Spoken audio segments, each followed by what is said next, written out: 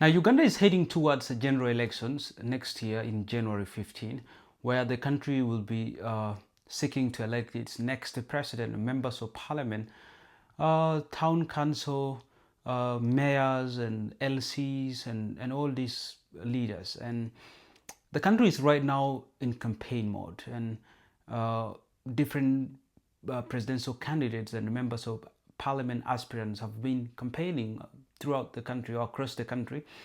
And this week alone, one of the major opposition political parties, the National Unity Platform, and their president, Robert Chagulanyi, actually had one of their, I'll say, the best campaign trails or campaign tours across the country, and that was in West Nile. They visited several districts of West Nile this week alone, starting on the 17th, that was on Monday, and then they are expected to conclude this week on Friday. They visited different districts, and they passed their message of liberation of a new Uganda as stated in their manifesto. They visited districts like Pakwach, Madiokolo, Jombo, Nebi, Arua, Maracha, Koboko, and Yumbe. They are expected to be in Jombo and I mean Moyo and Obongi, all these. So they're expected to go to these districts and pass their message and try to persuade Ugandans why they should be voted or they should be given the chance to lead the country this time around. And among all the districts that the National Unity Platform and President aspirant Robert Chagulanyi visited, he seems to have received a huge reception in Arua city. I mean, so many people came out. They turned out in huge number to hear the message from His Excellency Robert Chagulanyi. And in fact, these are some of the pictures that were taken during the campaign trail. Here are some pictures taken in Arua. You can look at them.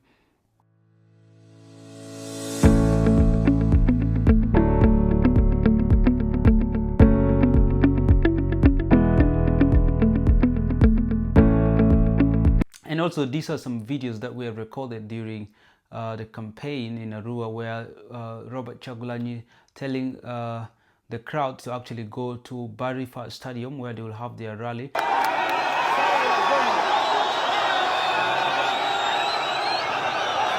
And here they were just meeting in one of the stops just to say hi to President, but then they had a rally organized earlier to be held at Barifa Stadium.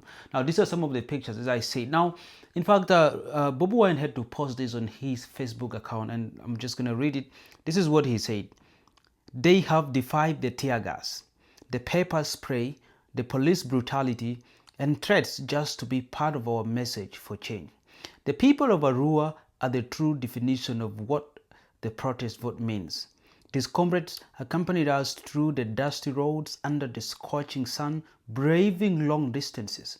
We afterwards gathered at Barifa Stadium, where we delivered our message of liberation. Arua is so dear to me. It's the place where I survived the first state-orchestrated assassination attempt on my life. My driver and brother Yasin Kauma was killed right here. We will ensure that justice is served for victims of this particular tragedy. Thank you, Arua. Awadi for West Nile. So this was a message written by Robert Chagulanyi or Bobi Wine on his Facebook page. Try to give his gratitude for the massive number of people who came out in Arua to actually listen to their liberation struggle. Now, in this video, I just want to tell you why Arua's or West Nile generally seems to be a very interesting region this time around in this 2026 election. And that's just like Bobi Wine posted on his Facebook page.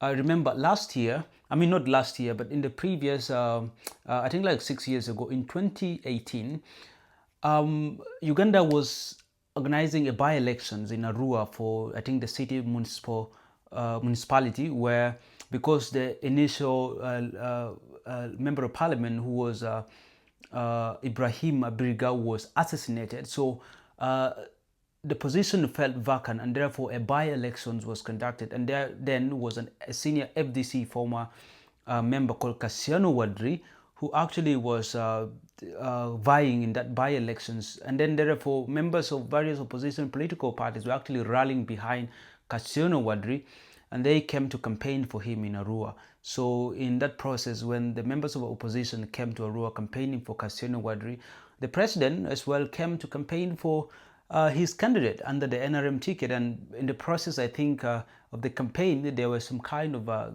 clashes between supporters of the then NRM candidate and then Kasiono Wadri. And one of the drivers, who is actually Bobi Wine's immediate driver, called Yasin Kauma, was actually killed in Arua. He was shot dead in Arua, and Bobi Wine said that was actually supposed to be him killed. They planned to kill him through that. But then later on, when investigations were carried out, the police came out and said that the driver was killed through or by a straying bullet, so there wasn't an intention for it. But yes, that was what happened in 2018 during the by-election. So I feel this time around, there is really a very long history between the Robert Chagulanyi or the National Unity Platform, the People Power Movement, and then the people of Arua. I think that history alone influenced the huge turn-up on just a day ago, a couple of days, when the National Unity Platform was in Arua, or they were in Arua. So huge number of people turn out, and I think it's because of that history that happened in 2018. But also I feel that West Nile, this region, I mean this time around, for those who have been following Ugandan trend of politics, I mean West Nile has always been a very stronghold for the NRM. They really do have lots of structures in West Nile, the National Resistance Movement, and for quite long these people have not known any other leader apart from the NRM. And I feel that with the fact that the National Unity Platform this time around seems to have actually re-strategized, they are coming out boldly, and perhaps when you compare how they're coming out towards this election, or how they are going towards this election compared to the one held in 2021, I think this time around it looks like they know what they are going for, they know what they want, they know what they believe in. And that might have also defined the huge turn that was actually shown in Arua, where a huge number of people came out. I think people might be desperate for change. Yeah, but until elections, we don't know what the results is going to be for the National Unity Platform, but also the National Resistance Movement in 2026, this coming general elections. But yeah, I feel that the West Nile generally is going to be a battleground this time around, because most of the central regions, I think, they are National Unity Platform liberated zones. Majority of them are led by members of parliament from National Unity Platform of the opposition. I think the National Resistance Movement only has very stronghold in areas outside Kampala, Wakiso, and like in northern Uganda and other parts of the country. But the most district in central, I think they are mainly controlled by the opposition political parties. But then yes, let's see what's going to happen for West Nile this time around. They turn out in huge number. Could this define that they are going to massively vote for Robert Chagulanyi and the National Unity Platform, or they still believe in Yoweri Kaguta Museveni and the National Resistance Movement? So until 2026, it's going to be hard for us to define that and find out exactly what the voting pattern will be for West Nile region. But as I said, West Nile is very important region here, and they are going to a little bit determine these elections as well. They don't have a huge number of voters, of course, but they're still a very, very important voting bloc.